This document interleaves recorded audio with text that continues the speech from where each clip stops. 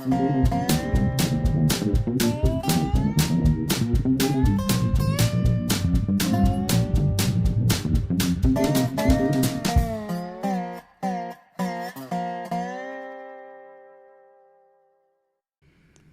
Dave Monk, Prairie Monk, WEFT, Champaign 90.1 on your FM dial, and I'm Bill Saylor on the board today. Bill's and been for a Dave long Watani. time supporter and Just not lately. associate, and so yes. Well, I just went around the Pocket Prairie with a camera, and all the plants are growing, and wow, we didn't give it a haircut this year, but you know, if in the era of lightning, when you had lightning strikes, the prairie wouldn't burn every year. It would perhaps burn every 3 or 5 years. So that's what we make for a burning regime. We can't burn in downtown Champaign, but we give it a haircut usually. And this year we didn't get a haircut because we've been into other things like buying up 3 miles of railroad bed, or attempting to. And we're also looking at the power lines south on 45, and it's so we've got a lot to do. So Bill's come around. This is the most beautiful week in this town. Yes. It seems like the week past. It used to be this first week of May. I always thought the flowers are bloom, and sure, you can't breathe and all that. But yeah. I mean, the skies are blue and clear, and the stars and the colors are unmatched even in the fall. And even at night, the moon was out, and so being out in the prairie at places like Weldon was at night. It's pretty special. Special time of year. So this spring seemed like it came a little bit early. Maybe not. Well, it came late, but then it was fine. It became very spring-like very fast. It came late, and and now it's here. And our capacity to burn, because the plants grew so fast that you couldn't burn really easily, because when you burn green material, it smokes and causes accidents, and you get all the organisms in there. So you get the squirrels and the whatever, they're beginning to have children. So you can't burn past a certain date.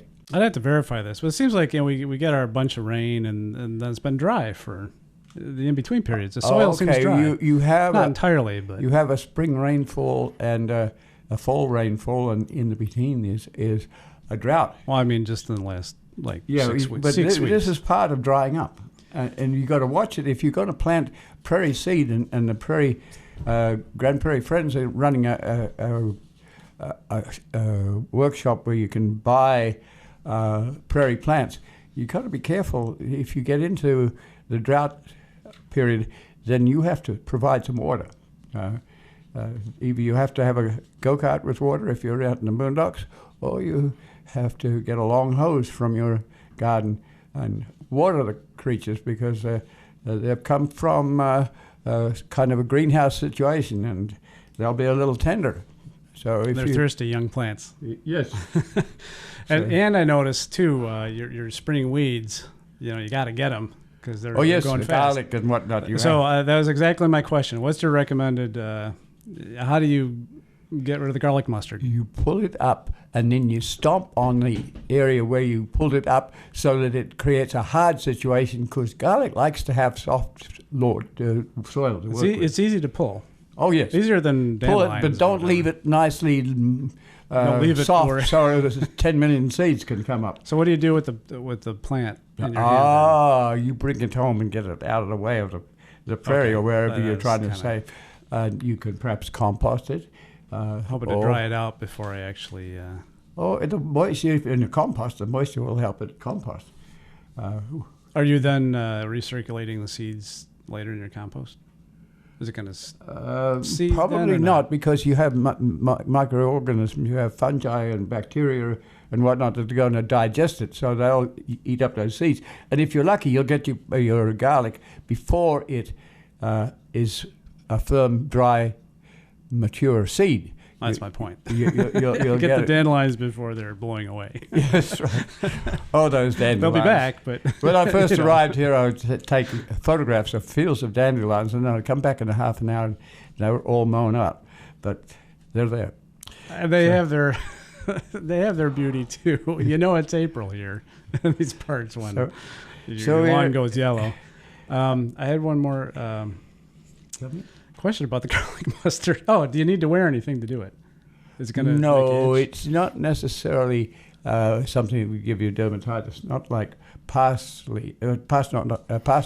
If you mess with parsnip and hemlock, you better be careful not to get the juice from the bleeding end of the stalk on you. And let me tell you, poison ivy is up at the moment, and a lot of people don't recognize poison ivy comes up like a little forest of trees with no top on them. But look at it, and the leaves will be kind of red, and 3 leaves, let it be. So that the agitation, the pressure of the water coming up from the sap coming up the plant is at the top, and it's at peak period for giving you strife. In fact, some of the people that help us sometimes get injections against poison ivy because it's very hard to avoid. It's a common plant on our railroad beds. So look after poison ivy, hemlock. And it may not look like the mature plant.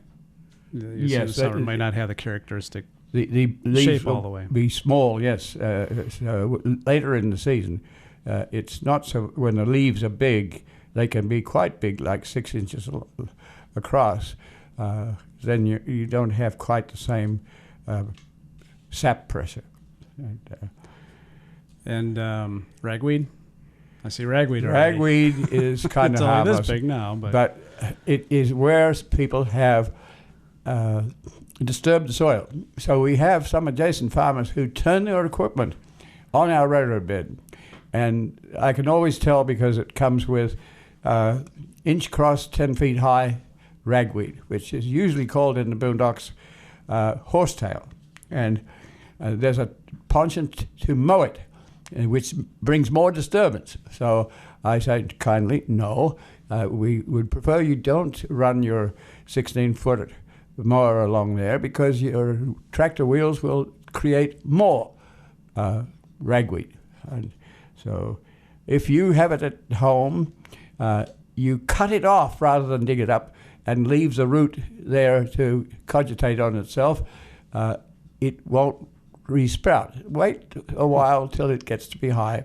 If you pull it up, do the same thing with the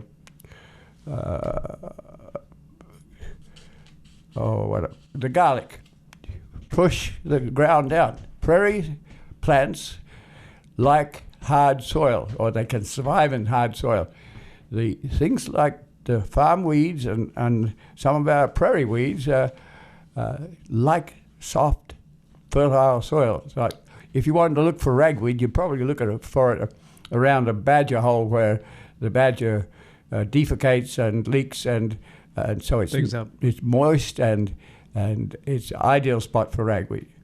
But some of these things are native and they just take off. You create a badger hole for countless thousands of miles, and you're likely to get thousands of miles of ragweed if you want. So herbicide is out there. Don't. I was out there at Weldon, and on land we own, which we do not like to have herbicided, and herbicide wings, like they're 30 feet across, might be more than that, 50 feet, were spraying in wind that was much, much higher than 15 miles an hour.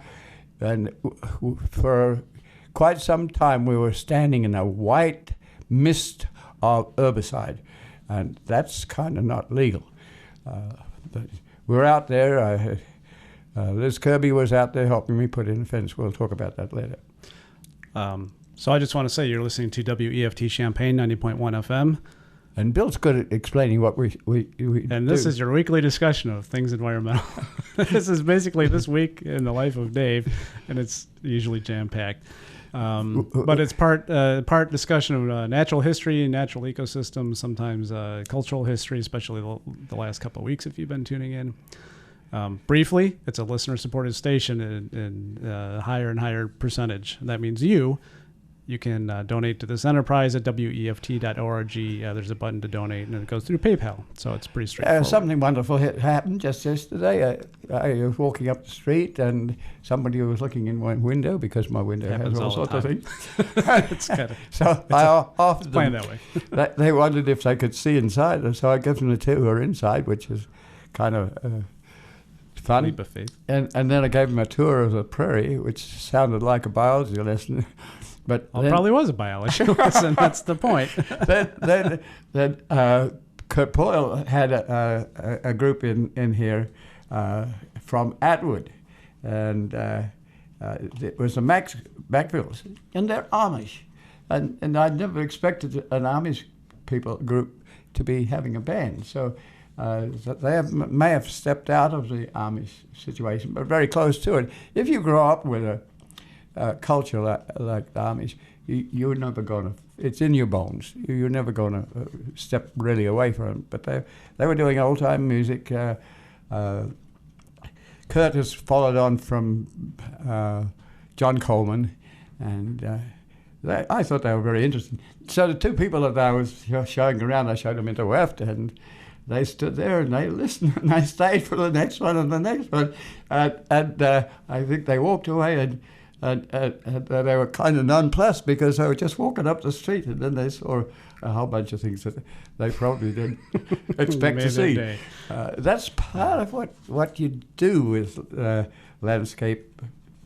We have lots and lots of field trips here at Parkland College, School of the Art Institute in Chicago, and what we do is take people into the landscape and show them things that they walk past every day. It might be a secret society, or a rock of dolomite, or a limestone crack, or I saw a young couple the other day out here on Market Street, and a young lady was pointing out the fruit labels on the building, like painted. Oh yes, it used to be grocery distribution or whatever, and yes. It says oranges or whatever. Very faded. You can barely tell they're there. So if she noticed it on her own, I mean, better yet, And then there's a fake front on the lower part of the building, so it's even more. You wouldn't particularly notice this thing. We have tried to get rid of that abortion on the front. It's concrete brick, doesn't relate to the building, but we've never succeeded at that. Yeah. You don't always win these things. But there are people still paying attention, actually. So Kim Campbell came by. He's of honey fame. They had their first outdoor farm market, and he helped me plant moss roses, mesembryanthemum, some of them if you're a botanist, and they're small flowers and they can handle drought. So already I've had some pots disappear, not mesembryanthemums, but pansies. We mentioned that last week. It's too bad, but you got to be game. There's a risk in doing the things we do, and that's one of them. If you put plants, there's probably $100 worth of plants sitting outside WEFT and our place now.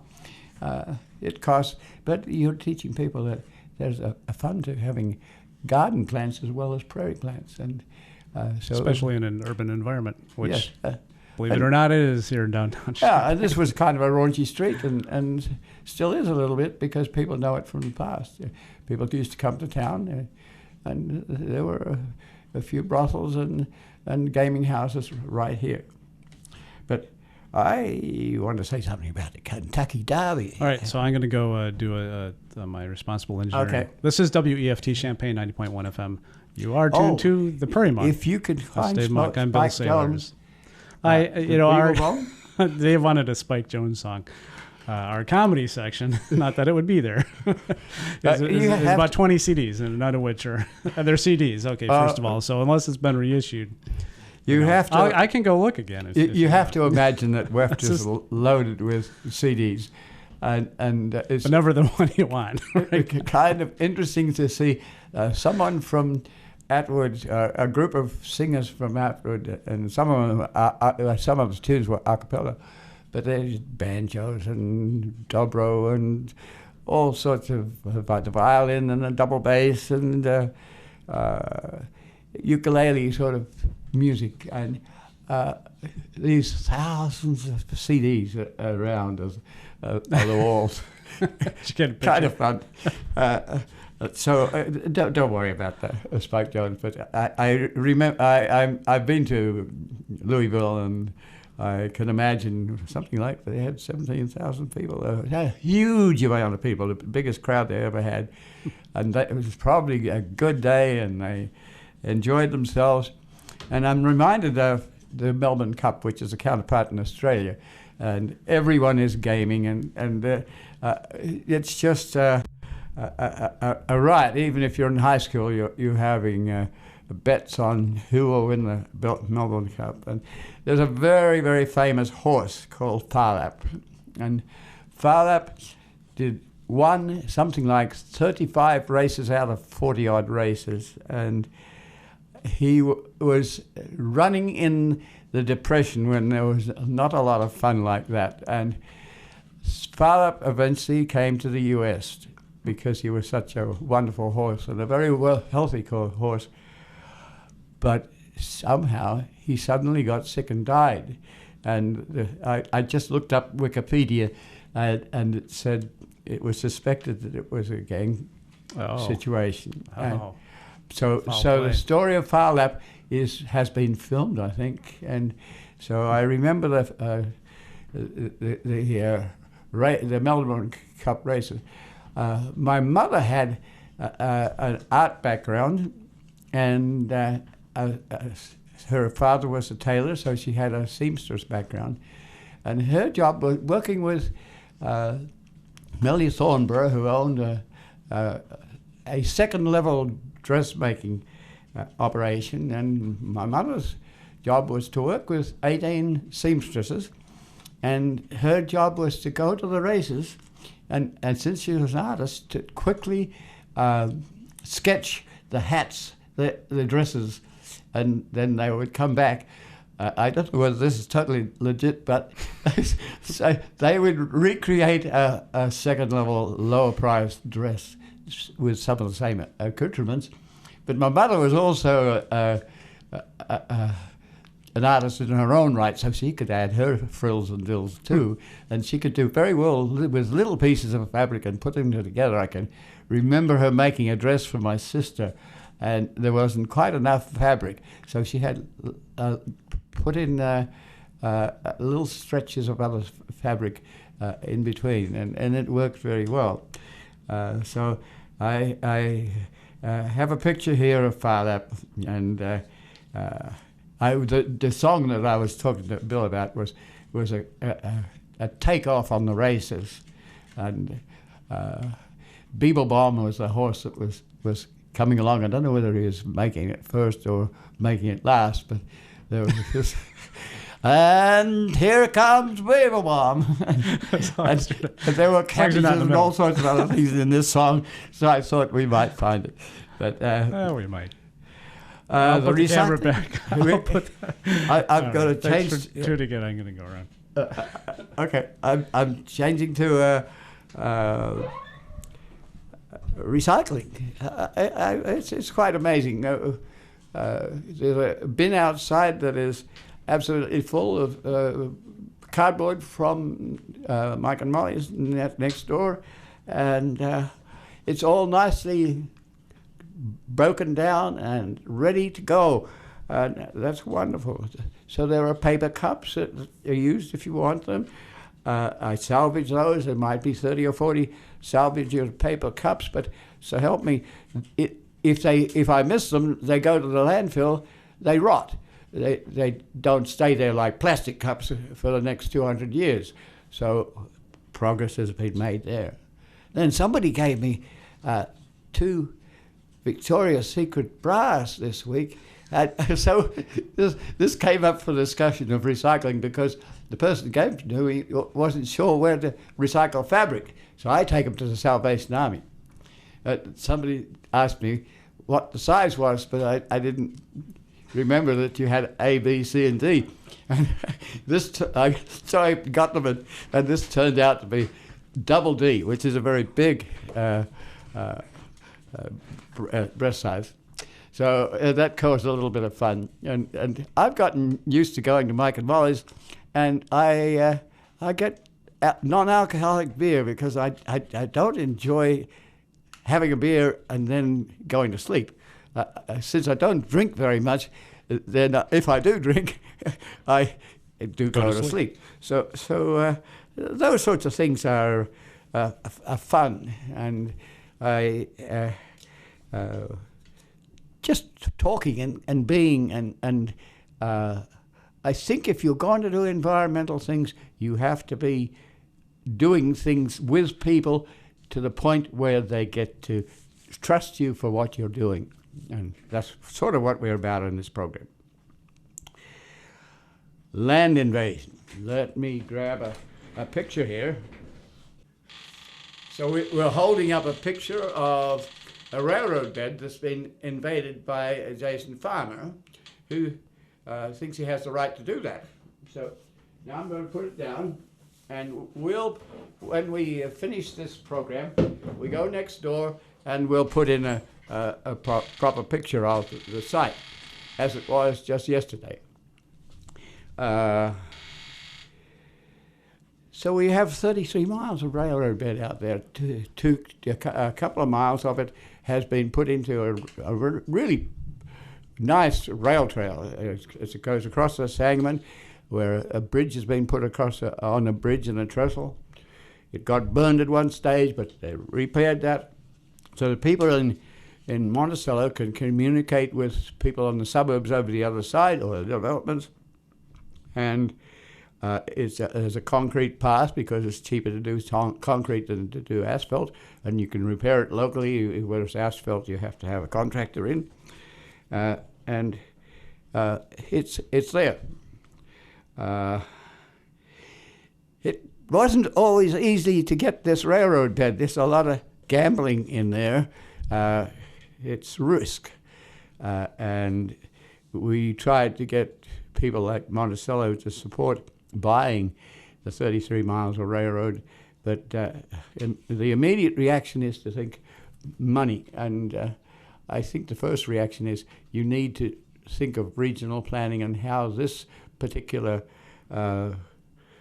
event would fit into an overall complex of rails, trails, and greenways. And they're about the only place where we have any prairie is along these greenways. And we do have friendly rattlesnakes, which are endangered. We hope to keep that. We hope to have this sort of corridor a part of regional planning between Danville, Champaign-Urbana, Decatur, Clinton, and Bloomington. There are active lines that come down from Bloomington where part of them is not in use, and that could be part of a trail complex. So we're looking at that. So we're also looking at the fact that if you get an abandonment, then you expected that a trail will develop in the next week. Not likely, folks. It costs money. The trail we started between Banner and Danville is budgeted for $12.2 million to do that. Part of that is because it's not only for trails. The railroaders, the federal government, figured that they were losing too many railroads to abandonment. So they noticed that the bicycle people were buying up railroads, so they said, we'll not buy the railroad bed. If you are responsible enough to buy the railroad bed, we'll give you money to develop it. And we'll quiet the titles and we'll save the bridges. So that's what we're looking at. But the 33 miles we did years before there was a Rail Banking Act. And we don't have the advantage of that money.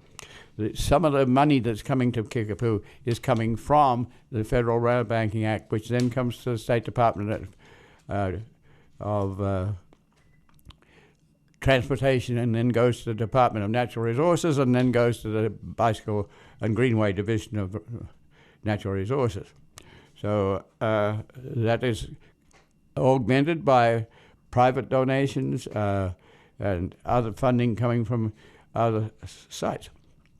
We're very interested in how you get people together. So the first question is not how much, it is, can we have an idea? How can you, the people that might be involved, whether it's a railroad museum or a nature situation, a forest or a prairie or a trail, how do we get together? How do we say, this little 3 miles we're going to buy or hope to buy at Bonneville to Seymour is got 2 elevators on it. So can we help the 2 elevators scratch backs and keep the grain on the railroad line? So we'll get into that one later. But we've been out at Weldon, and we've been working on the railroad. There's a song that goes like that. I've been working on the railroad all the live long day. Da da da da da da da da dee dee dee dee. So we've been working on the railroad. The problem is that the adjacent farmer has decided it's a good place for corn. It looks like a bunch of weeds. Excuse me. We're doing conservation, and we're paying highly to keep the natural plants there. Sometimes it gets some invasion of the trees. That's all right. The prairie is still underneath. You have to imagine that it costs money to develop a trail and to develop these resources. So the weeds get taken out and the trees get taken out. And this gentleman has had 3 years of corn and soybean on that place. And we've put up signs and signs and signs, and he's taken them out. We've photographed the signs in context of the local elevator, which is nearby, which is a legal document. And we've put up, gone from friendly signs and friendly letters to legal letters and legal signs like no trespassing. At first we're saying, please could you contact us with your intent to use this land, which is a warranty deed, a very good title. So I went to our attorneys, and they said, even though you are a conservationist, and this is a legal use, conservation is a legal use, it's better if you put a fence up. So in the last couple of days, we've been over there. Liz Kirby came with me one night, and we got from the PACA, Preservation and Conservation Association. I said, do you have any junky wood that I could put up a temporary sort of a legal fence? It doesn't have to be a monstrous fence. It just has to make a statement that you know where your area is. It has been surveyed to a certain extent. We may have to do a little bit more survey, but we put up a fence well inside our property rights. And so there we were, and it was the herbicide behemoth, and we were pounding in these stakes about every 15 yards. No, it was closer than that, every 5 yards. And then people wonder why I have a warehouse full of junk, but the first thing I did was grab a whole bag of rope, and we nailed it across the top of these posts. And we got about halfway, but then it became too dark to know what you're doing. And one of the problems is if you're working with rolls of rope, if you don't pull them out the right way, you can get into a tangle. It's like having a fishing line tangled up. So we came back, and early next morning I had another helper named Eric, and we went out there and finished the job. We put the rope in, and then we took plastic bags and cut them up into ribbons and put a ribbon on each post and a ribbon on in between. And you cannot make a mistake if you're going to plow that ground, that this is our property line. So we did it on two sides. And my next thing is, the prairie has been destroyed. This is the only land where we have the microorganisms and the original soil that hasn't been disturbed. Even the land underneath the ballast is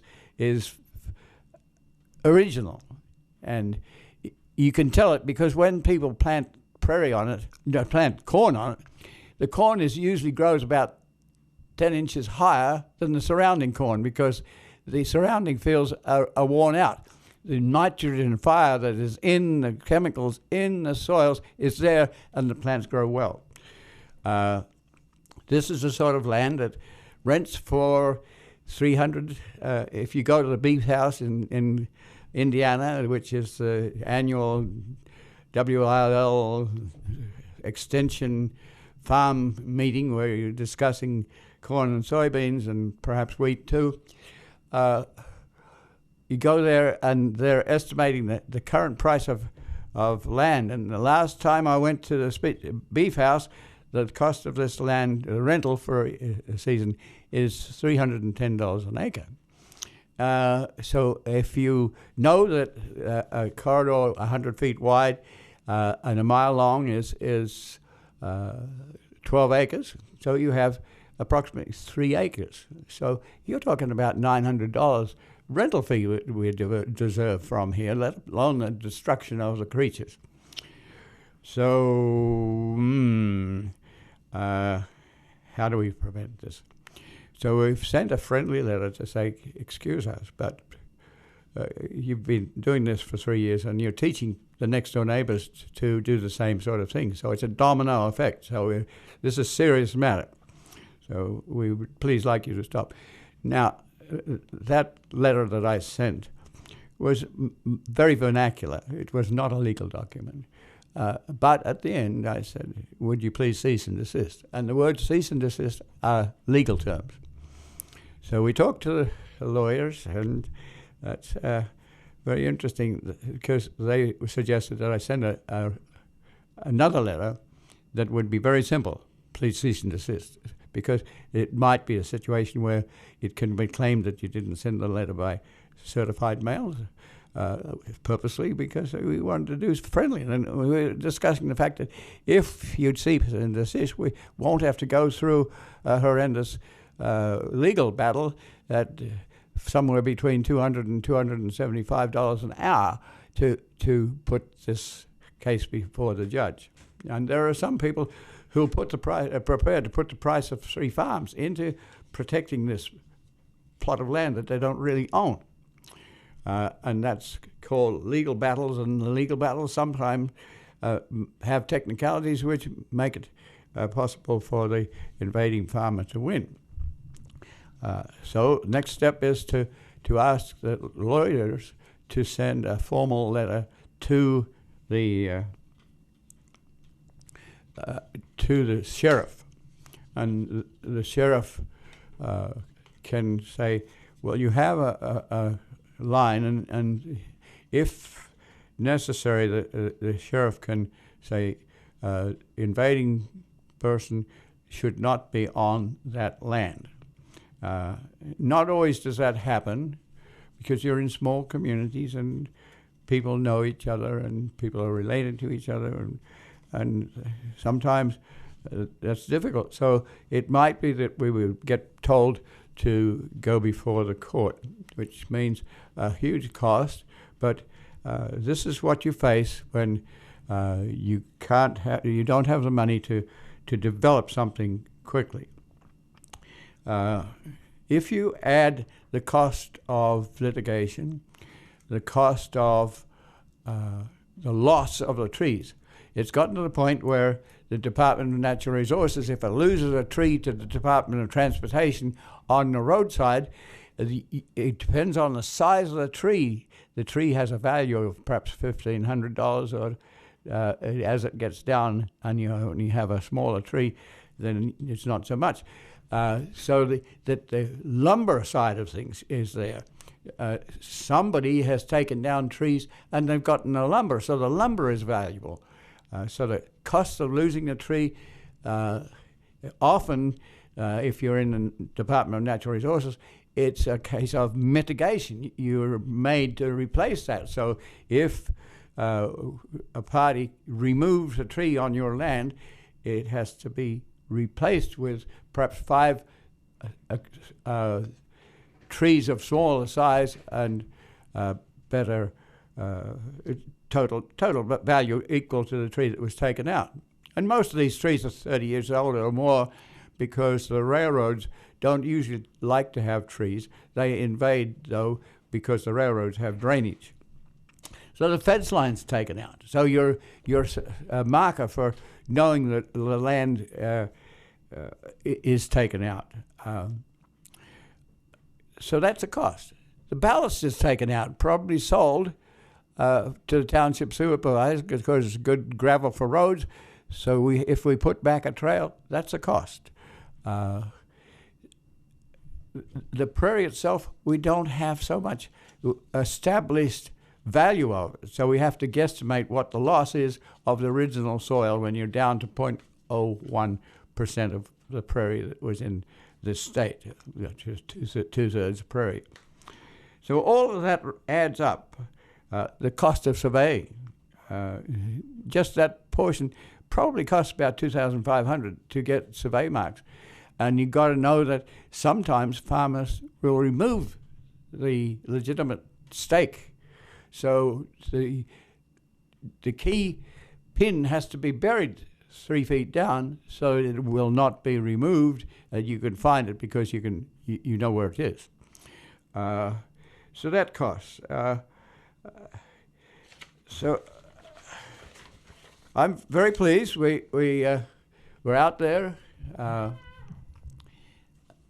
early on yesterday morning, and we have a legitimate fence. And I met up with the next door neighbor who was planting, and some of this involves being present. So David and I went to the village board meeting, and we presented. So that's a matter of recording that you own the territory.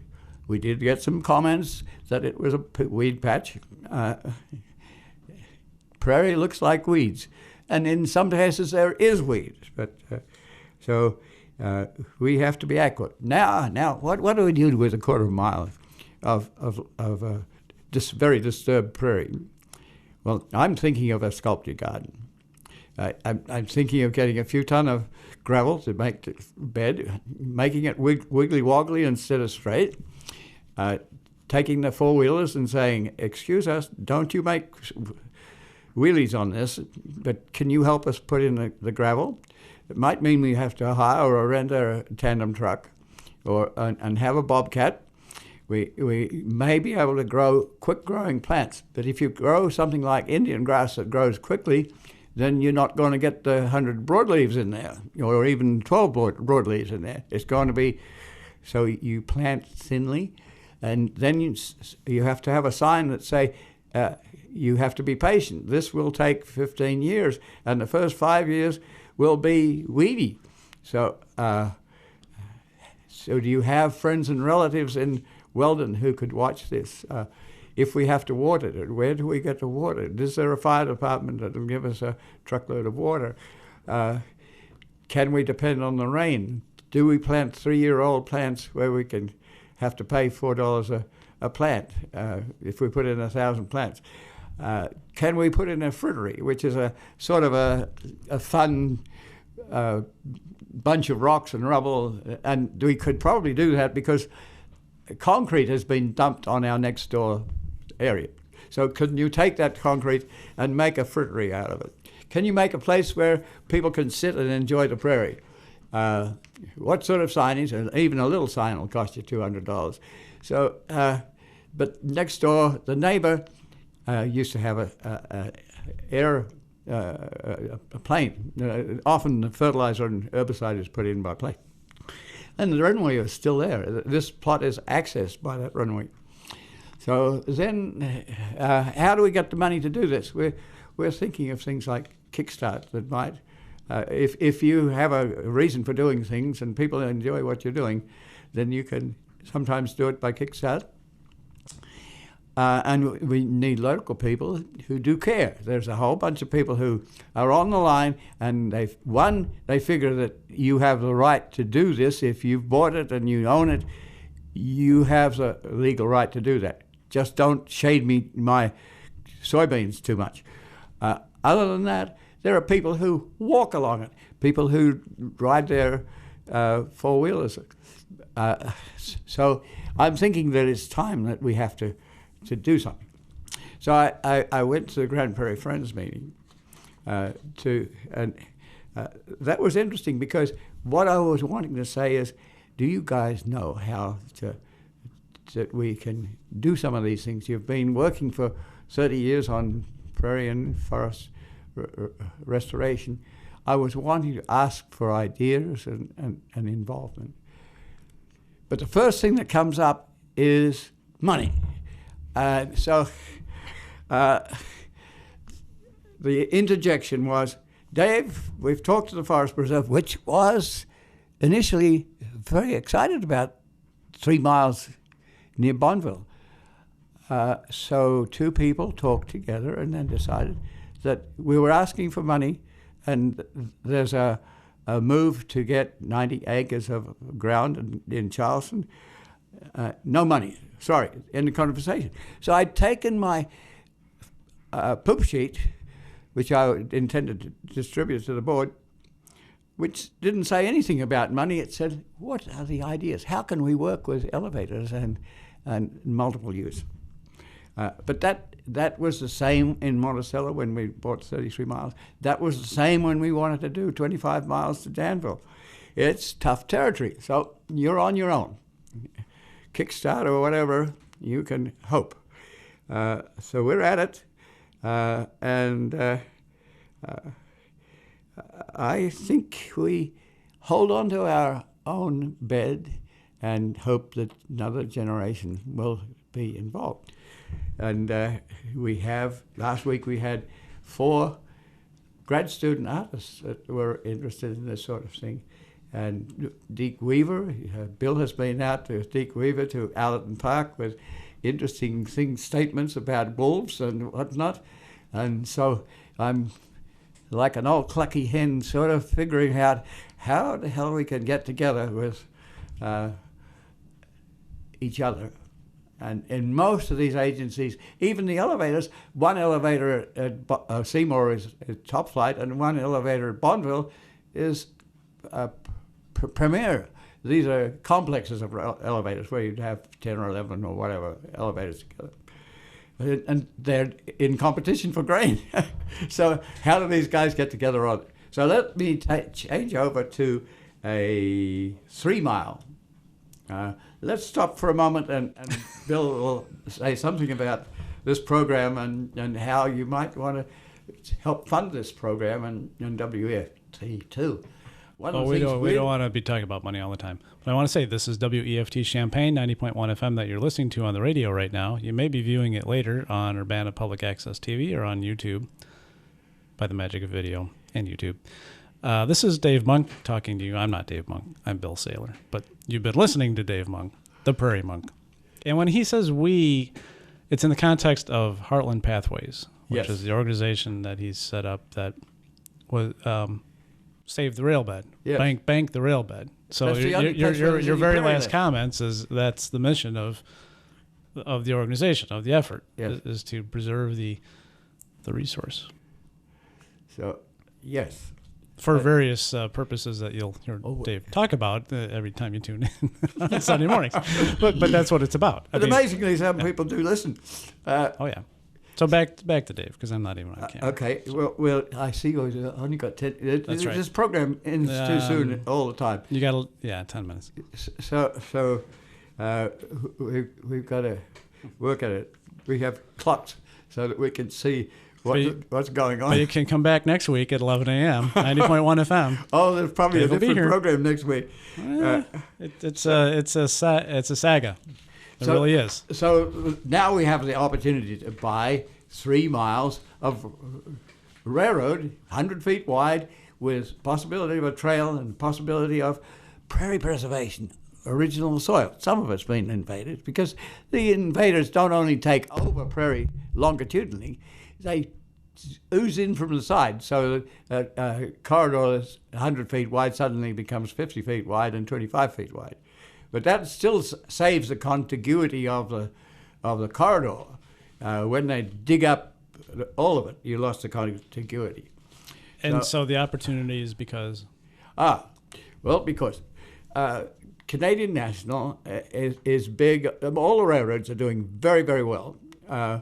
They have changed from individual cars often to intermodal trains where you put shipping pods on with cranes. The trains run back and forwards like a table deck and never get disconvolvulated. So that's mainline stuff. So Los Angeles to New York, you can break down the fastest. You have 2 engines, perhaps 4 engines, and you sometimes are putting a other engine in the middle of the train. It's got a name and I've forgotten what it is, but it helps to push the corridors. Now, the little sidelines that are often decapitated main lines don't make a lot of money, especially if you have a small elevator and you have a small siding that only houses about 15 cars. Canadian National would be overjoyed if you were at Rantoul and you could push out 100 cars and they could pick up 100 cars and go with it, whether it's north, south, east, or west. 15 cars is a pain in the tail. So the way to deal with this is that they put the rent up. And the rent might be the cost of travel. So a 100-ton car of grain might cost $400 and it might go to $1,000. So then it's expected if the elevator wants to continue, then it has to be prepared to pay the cost of maintaining the line and all the garbage that goes with being able to have an engine and take out 15 cars, 50 cars. Now Bonneville down the road produces a lot of grain, and in the last 2 weeks they moved out something like 150 cars. Could Bonneville's interested in a 100-car train or a 50-car train. It might be that they can back up 100 cars. If they do that, they can buy part of the 3 miles. That would make it easier for Seymour to buy something. Now, when you do this, what other groups are involved? Here, So Canadian National is abandoning that section. yes, after 2 years of not use, profitable. what Seymour did was the top flight. They moved the grain by road, which, as environmentalists, we don't approve of because really it's convenient, but at 2 and 3 and 4 and 5 miles to the gallon, that's very high on carbon footprint and everything else. But it so happens that gas prices fell by half in the last 2 years. But they're going up again. Yes, they are. If they go up to $10 a gallon, like they do in some countries, then the rail is much lower price. So it pays to keep the rail. Now, in here, you've got the nature nuts and you've got the trail people, and you've got the historic museum. And we'd like to get a steam engine into Champaign. Steam engines are hard to move because they have a big power wheel and it can push down a stick rail and bang into the next one and cause it cracking. So maintaining that. So these days, diesels, if you have 4 diesels on the front of a train, then you're spreading the weight.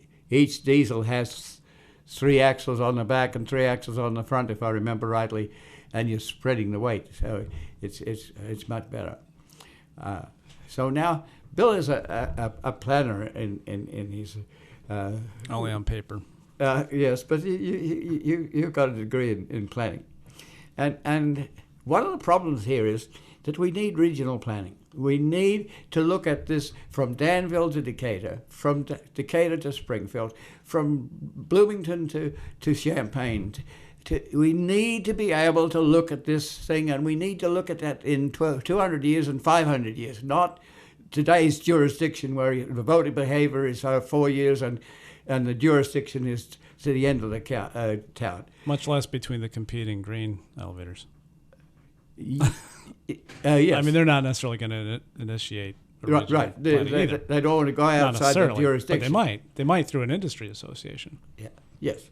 So then we check out the Interim Trail Use Rail Banking Act and see if we can't buy the line with that act. Then you are starting to talk about money. But at this time, the carriers have the first right, and then a railroad museum would have the next right. We're not speaking for the railroad museum at the moment. That's not a consideration. Usually a railroad museum will go about 12 miles. That's about the attention span of grandma and two kids. So if you're going to go to Champaign, you have to have some other interest. You have to have the train invaded at some place, or there has to be an old elevator, or there has to be a prairie. Long enough to have dinner on it. Yes, have dinner on it. Or you have to work. You have to know where to park this dumb thing. At the moment, we could come to Bonneville, perhaps, but after Bonneville, if we're on active Canadian National line, we have to have a pilot to get on from Canadian National and bring it in. If you're going to go across a main line and go to Urbana, it's going to be even further cost. Yeah. But and a certain amount of federal regulation because it's... Yes. And if you're going to a railroad museum, you have to come and go. You can't use it as a train to go between Monticello and Champaign. You have to go... Can't do one-way trips. No one-way trips on a museum if you've got that sort of classification. So I would like the trail not to go in the prairie, but to go right down the middle of the rail. And that sends the engine drivers up the wall because people get killed doing that. But I'd be prepared to walk with a flag in front of this train at 2 miles an hour and take it out at midnight so that we could have a trail down the middle of the active line. Probably won't happen, but that's what you have to dream about, and we would like people to think about that. So that's sort of what I was asking the Grand Prairie Friends. And I got for ideas on a new corridor. Yes, potential. Yes, acquisition. And really, I got to not make it there. So there's several different people making applications. It includes the elevators. It includes the nature nuts, and we don't quite know what the response is. What's the value of the steel? Steel is like liquid gold. So we figure that in some ways we might have to pay $100,000 for the steel and $100,000 for the trail, for the bed. That frightens the hell out of people. So, again, think 500 years and think of all the generations that might use it, and the connectivity between the other routes. But then the railroads kind of enjoy being a railroad that's sympathetic with the people, and sometimes you can strike a deal for a nature trail which is reasonable. So we haven't been able to get to that point of discussing the. On the Kickapoo Trail, we were discussing about $880,000 for 25 miles. Eventually, when CCDC took over, a conservation group took over, they didn't get the money. So this lasted. After 20 years, the cost is something like $2.2 million just for the acquisition of the ground without any rail. So we tried to buy rail on a bridge, a quarter mile long. That was $3,000. We didn't do that, but that bridge itself will cost $2 billion to put a fence up so people don't drop off 160 feet into the river and kill themselves. So we're at it, and we're back and forth to Surface Transportation, which is the Federal Department of Transportation, and we're at it. I've got a moment left to say, watch the towers on South 45. If you go to Curtis Road and turn around and come north on the pavement, put your flashes on and drive slowly and drive right up against the prairie and have your kid look out the back window to see that there's not someone running you down, and go past these easements that are now restoring. Some of them have been sprayed, but the original prairie, the deep-rooted original prairie, is growing. I've been photographing it, and it'll come back. And that's because Ameren came in with big, heavy pallets that let the heavy machinery not damage the prairie. When they installed new transmission line towers. Yes. Which you talked about a lot last year and had a lot of pictures in the video we posted. Yes. Very good. This has been Dave Monk, your Prairie Monk, WEFT Champaign, 90.1 on your FM dial, and I'm Bill Saylor, sitting here listening just like everybody else. Dave Wazzani will be back someday. He requested a week off, and I appreciate that he's helping out week in, week out. Oh, yes. And more than just on the show. David has been helping us put out visual. And think about WEFT. Think about WEFT having a video section. WIL has a video division. A lot of our... Think about WEFT being on the air in 6 months. Go to WEFT.org and find the Donate Now button and employ it. Dream what WEFT could be with a visual division and an archive division. The people that were playing music last night should have been on video. Over and out. All right.